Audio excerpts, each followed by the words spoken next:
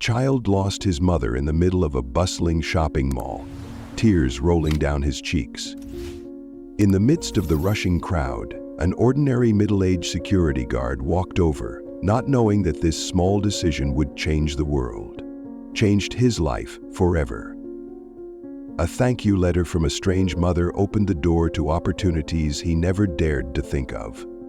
From a quiet person, he was forced to stand under the spotlight, facing with greater challenges than ever before.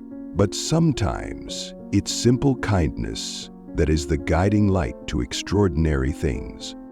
Welcome to Kindness Stories, where small acts of kindness can lead to big changes. Today we explore the inspiring story of a middle-aged security guard who accidentally walked into a fateful moment in his life. Sometimes, a single act of kindness can open the door to unexpected opportunities. Brightstone Shopping Center is a bustling place on weekends. People milling about, laughter and music blaring from the shops create a bustling atmosphere. For families, it is a great place to shop, eat, and be entertained. But for Jack, a middle-aged security guard who has worked there for more than a decade, it is just another day at work. Jack is a simple man, over 45 years old. He is tall, with gray hair at the temples. However, his eyes still exude kindness and devotion. Jack's life is quite simple. He goes to work in the morning and comes home in the evening to his wife and college-age son. His job as a shopping mall security guard is not too difficult, but it does not bring much joy either. Jack had dreamed of a better job, a position he could be proud of, but after years of trying and failing to get recognition, he had come to accept that this was probably his limit. Today had started like any other. Jack walked into the security room, strapped on his radio and checked his schedule. With a sigh, he began his shift, prepared to deal with the usual problems: lost items, petty arguments, or lost customers.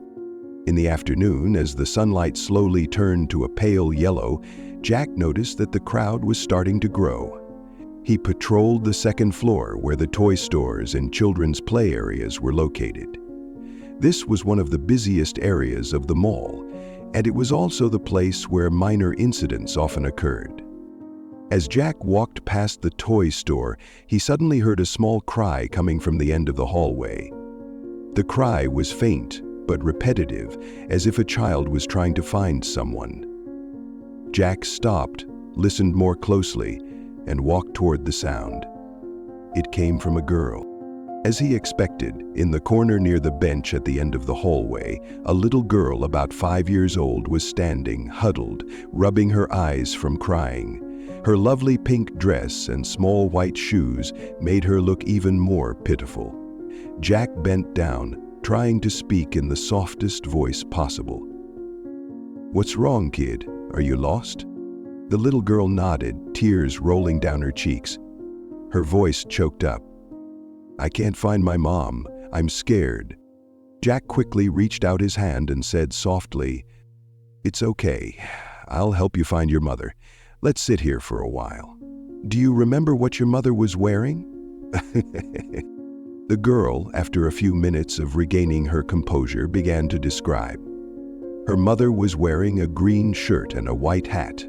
Jack recorded these details in his mind and reported the situation over the radio. "There is a girl about 5 years old lost on the second floor area near the toy store.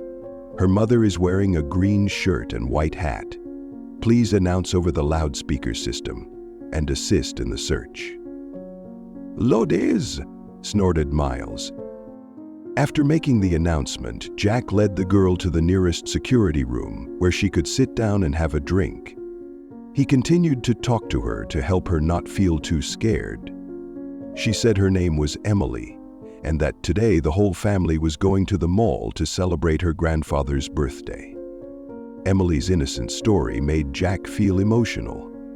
He looked at her and thought of his son when he was young, also holding his hand, walking in crowded places like this. Just about 10 minutes later, Jack's walkie-talkie rang. "Jack, the support team has found Emily's mother. She's in the fashion store area on the first floor." Take Emily down there." Hearing this news, Jack smiled and said to the little girl, "I found your mother. Let's go see her." Jack carefully led Emily down to the first floor. When he arrived, he saw a woman standing near the store with a worried look in her eyes, constantly looking around. When she saw Emily, she rushed over and hugged her, tears of relief streaming down her face. "Thank you so much," the woman said to Jack emotionally. "I don't know what I would do without your help. Emily means everything to me," Jack said. Jack smiled and replied, "This is my responsibility. As long as you're safe, that's fine," I said. After a few minutes of talking, Emily's family left with smiles and endless thanks. Jack watched them go, feeling a warmth creeping into his heart. This was not the first time he had helped others at work, but today felt more special. Perhaps it was because Emily's innocent eyes and sincere gratitude made him feel more deeply the meaning of his work, and the fact that the other people in his work recognized it made his days bittersweet. Jack had no idea that this small act would become a big turning point in his life. A week had passed since Jack had helped little Emily. For Jack, it was just a part of his daily routine. Little did he know that this small act had left a deep impression on many people. That day, while Jack was on his morning shift, his walkie-talkie rang with his supervisor's voice. "Jack, go to the manager's office and see Mr. Raymond right away," he said finally. "He needs to be fully in charge by 2 p.m. This unexpected call made Jack a little confused. In the 10 years he had been working, he had rarely been called to the manager's office, and when he was, it was usually because of some mistake. Putting the walkie-talkie back on his belt, Jack quickly left his post and walked into the elevator to go to the manager's office on the 3rd floor. The elevator doors opened, and he walked down the quiet hallway and stopped in front of a glass door marked Administrator's Office. Taking a deep breath, Jack knocked gently. "Come in." The familiar deep voice of Mr. Raymond, the mall manager, rang out from inside. The cash sheet balance was left on the table. I jerked it back up to see Bert rising. Jack walked in. Mr. Raymond was sitting in a swivel chair, his eyes fixed on the computer screen. When he saw Jack, he smiled and gestured for him to sit down. Jack sat down. "Hello, Jack. I guess you're wondering why you were called here." Mr. Raymond leaned forward, his hands clasped together. "But what does it have to do with me?" he said, seeming both weakened and sick. "Yes, sir. I don't know what's going on," Jack replied, his voice somewhat reserved.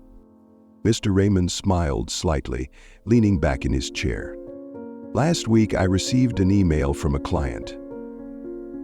It was Emily's mother." Hearing this, Jack was surprised. He remembered the girl, but he didn't think that the incident was important enough to attract the manager's attention. "She wrote a long letter praising your actions. She said that you not only helped her daughter find her mother, but also helped them feel the kindness and care from this shopping mall." Jack bowed his head, unable to hide his confusion. "I was just doing my job, sir." "Yes, you did your job right. But what impressed me was how you did it. Calm, patient, and genuinely caring. That's not something everyone can do, Jack." Raymond paused for a moment, as if to emphasize what he was about to say. "And that's why I want to make a proposal to you. We're looking for someone to fill the position of security supervisor.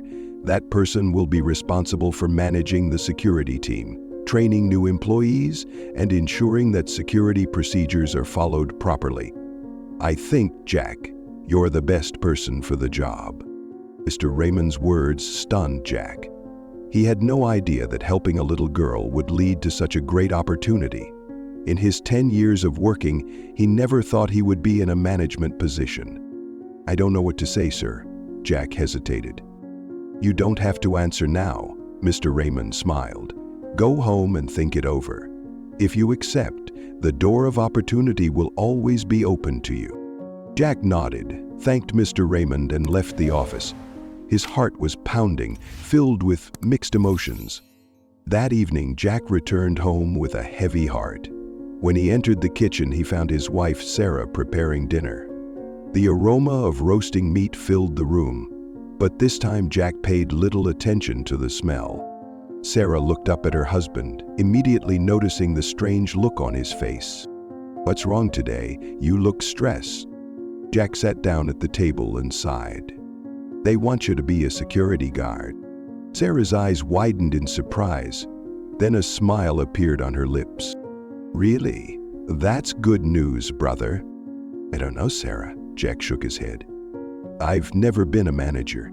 This job requires directing people, overseeing processes. I'm afraid I'm not up to it." Do you mean you don't have to be a manager?"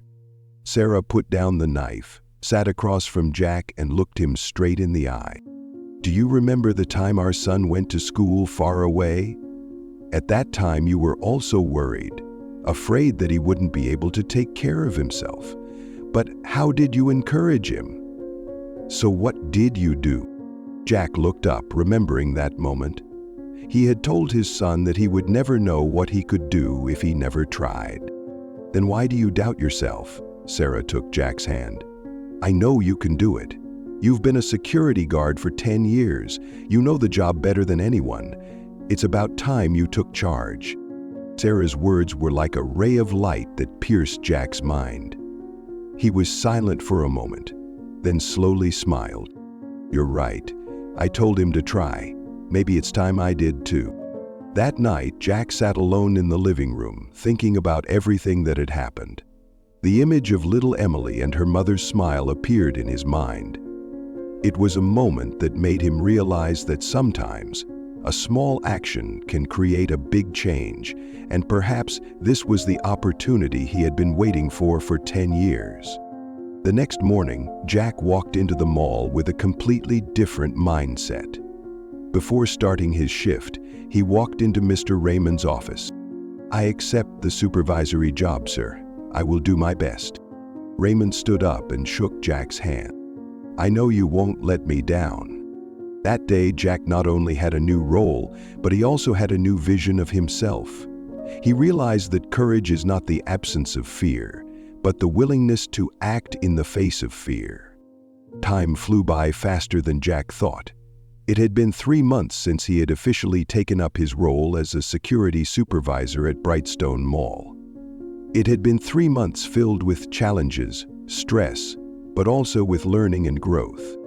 Clad in a dark blue uniform with the insignia supervisor on his chest, Jack felt a weightier responsibility than he had felt as a security guard. He was no longer the one patrolling the hallways, quietly handling minor situations. Now, he had to manage a team of 12 security guards, responsible for the entire building's security, and handle emergencies. On Monday morning, Jack walked into the small conference room on the 3rd floor to hold his team's first meeting of the week.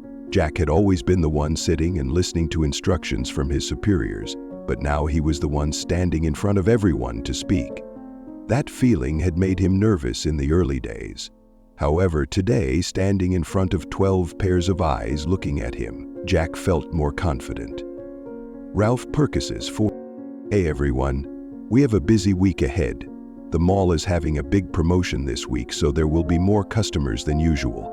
I need everyone to pay attention to crowded areas like the children's toy section and children's clothing store, as that's where children are most likely to get lost. In particular, please keep an eye on the arcade area, as there were a few minor scuffles last week." He looked around the room, noticing that all the employees were listening intently. Some were even taking notes. Jack felt a sense of respect from them that he didn't think he deserved. "If anyone needs further guidance or has any problems during their shift, please call me immediately. Don't be afraid to ask questions. We're here to support each other." The meeting ended with everyone nodding in agreement. Jack felt a sense of relief. It turned out that leading others wasn't as scary as he had thought. Mike managed to smile. "Okay, Okay. That afternoon, while Jack was checking the surveillance cameras, he received a call on the walkie-talkie. The voice of Carlos, one of the new security guards, came through, somewhat urgently. "Jack, there's a child lost on the second floor area, near the toy store. I'm trying to calm him down, but he's crying too much." Hearing that, Jack felt like he was in a loop of time. He immediately left the monitoring room and quickly moved to the second floor area. When Jack arrived, he saw Carlos crouching down, trying to comfort a sobbing boy of about 4 years old. The boy was clutching a teddy bear, his eyes filled with tears, his voice trembling as he called for his mother. Jack walked over, sat down at the boy's eye level, and gently placed his hand on Carlos's shoulder. "Carlos, you did well. Let me try." He looked into the boy's eyes and smiled gently. "What's your name?" The boy hesitated, looking up at Jack. "Ethan." "Oh, well, what a beautiful name. Ethan, I'm Jack. I'll help you find your mom, okay? She's probably looking for you too. Do you remember what color shirt she was wearing?" The boy stopped crying, staring at Jack as if he was the only one who could save him from this situation. After a few seconds, he replied, "Mom is wearing a red shirt and has a black handbag." "Good, Ethan. Now we're going to the security room to wait for your mom.